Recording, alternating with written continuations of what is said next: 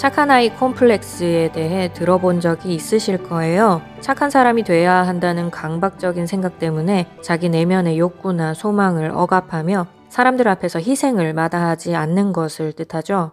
이 착한 아이 콤플렉스에 걸린 사람들을 두 종류로 나눌 수 있습니다. 진짜 착한 사람이 되려고 노력하는 사람과 자신의 이미지만을 착하게 유지하려고 노력하는 사람. 전자가 바로 에코이스트이고 후자가 바로 나르시시스트입니다. 나르시시스트들로부터 잘 당하는 사람인 에코이스트에 대해서는 본 채널에 상세히 다룬 영상들이 있으니 참고해 주시기 바라고요. 아무튼 에코이스트는 사람이 있든 없든 어디서든 착한 사람으로 살아가려는 강박이 큰 사람들이고, 나르시시스트는 사람들 앞에서만 착한 이미지를 유지해야 한다는 강박이 큰 사람들입니다. 그러니까 사실 에코이스트든 나르시시스트든 겉에서 봤을 때는 둘 다 비슷해 보인다는 거죠. 오늘은 나르시시스트가 평소에 가장 소중히 여기는 것에 대해 이야기를 할 거예요. 나르시시스트가 정말 너무 소중하게 생각하는 한 가지가 있습니다. 이것을 지키기 위해서라면 무슨 짓이든 다 할 수 있다고 해요. 그리고 이것을 잃어버리면 마치 목숨을 잃어버린 것처럼 느낀다고 합니다. 과연 무엇일까요? 아까 말씀드린 착한 아이 컴플렉스와 관련이 있습니다. 나르시시스트가 가장 소중히 여기는 것, 그것은 바로 자신의 선한 이미지입니다. 지난 시간에 나르시시스트는 자신의 잘못을 인정하는 고통, 자기 성찰의 고통을 견디지 못한다고 말씀드렸죠. 그래서 자신의 잘못을 인정하는 대신 다른 사람을 비난하고 공격한다고 말씀드렸습니다. 자기를 성찰하는 것도 고통스러워하지만 외적으로 비춰지는 자신의 이미지를 지키고자 하는 마음 또한 엄청나죠. 이 두 마음이 합쳐져서 시너지를 내는데 감당할 사람이 과연 있을까요? 6살 난 한 아이가 아버지한테 이렇게 말합니다. 아빠, 왜 빨간불에 길을 건넜어요? 빨간불에는 길 건너면 안 되잖아요. 이 말을 듣고 아버지가 이렇게 얘기합니다. 뭐라고? 너 지금 아빠한테 뭐라고 했어? 어른한테 대들다니 혼이 좀 나야 정신을 차리겠구나. 그러고는 집에 들어가서 훈육을 한답시고 회초리를 가지고 딸을 혼내는 거죠. 훈육이라고 하는 선한 이름으로 악이 저질러지고 있는 겁니다. 옆집 아주머니가 아이 우는 소리에 배를 누르고 묻습니다. 아니, 애가 왜 그렇게 울어요? 아이의 아버지는 말합니다. 애가 아직 철이 없어서 아빠가 말하는데 버릇없이 대들고 쓸데없는 소리를 하길래 이참에 좀 바로잡아줘야겠다 싶어서 회초리를 좀 들었습니다. 애 우는 소리에 많이 놀라셨죠? 걱정 안 하셔도 됩니다. 자신이 놀랬을까봐 걱정까지 해주는 이 아이 아버지의 말을 듣고 아주머니는 이렇게 말합니다. 맞아요. 요새 애들이 얼마나 버릇이 없는지 부모들이 제대로 훈육을 안 해서 그렇죠. 잘하고 계시네요. 아이들은 그냥 봐주기만 해서는 안 됩니다. 6살 난 아이는 여기서 무슨 생각을 하게 될까요? 이 아이는 무슨 잘못을 한 걸까요? 이 이야기에서 가장 잘못한 사람은 누구일까요? 우리는 어떤 문제나 갈등을 볼 때 겉으로 드러난 것으로만 판단하기 쉽습니다. 진짜 원인이 무엇인지를 알아내는 일은 생각보다 쉽지가 않죠. 아주 자세히 들여다보고 깊이 생각을 해야 하기 때문입니다. 정말 쉽지 않습니다. 나르시시스트는 겉으로 완벽하게 보이기 위해 어떤 말과 행동을 해야 하는지 너무도 잘 아는 사람들입니다. 겉으로 보이는 이미지가 너무도 소중하기에 그것을 지키는 기술을 평생 연마한 사람들이죠.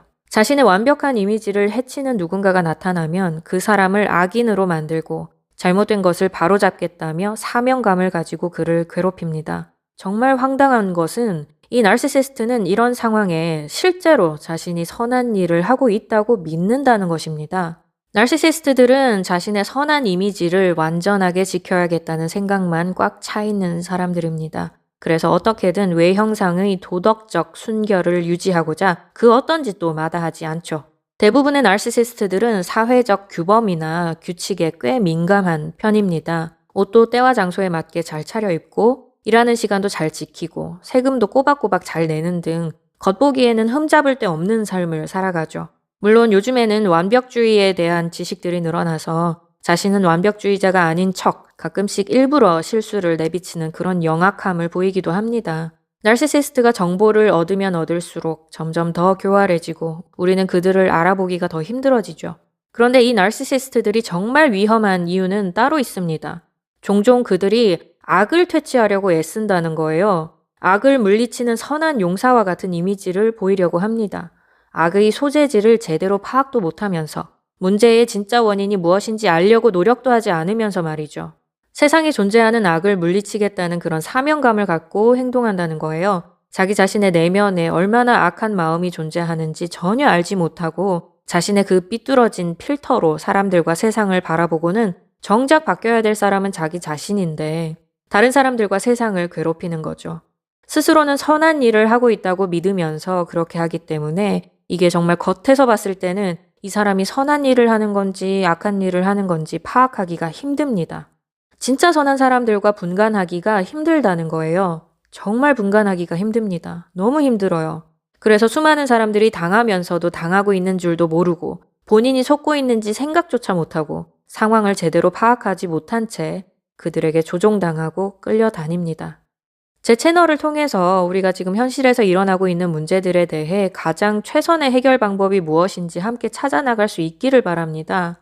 제 채널에 영상 한두 개만 보고 아무나한테 나르시시스트라며 이름 붙이고 갈등이 생기지는 않을까 우려하는 분들이 계신 것 알고 있습니다. 저도 제 채널의 정보들이 오용될 경우의 위험에 대해서 인지하고 있습니다. 그러나 나르시시스트들에게 억울하게 당하면서도 무엇이 원인인지 파악조차 못한 채 혼란에 빠진 사람들, 때로는 죽음의 기로를 왔다 갔다 하는 사람들을 그냥 가만히 보면서 내가 실수할까봐 두려운 마음에 아무것도 안 하고 있는 것은 과연 잘하는 일일까요?